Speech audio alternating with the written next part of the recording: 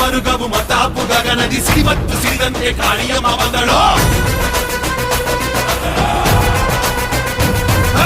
ತಾಯಿ ಕಣಕಣದಿ ರೋಷ ಉಕ್ಕಿಸಿಕೊಂಡು ಮುಳ್ಳಿನಂತ ರೋಮ ಉಳ್ಳ ಉಗ್ರ ಕಾಳಿ ಬಂದಳು. ಮೈಯ ಬೂದಿ ಘಮ ಕುಡಿಕೆಯಲ್ಲಿ ಬಿಸಿ ರಕ್ತ ರುಚಿಗೆದ್ದ ಕುಳಿಯಂತೆ ಕುಣಿದು ಕುಣಿದು ಬಂದಳು.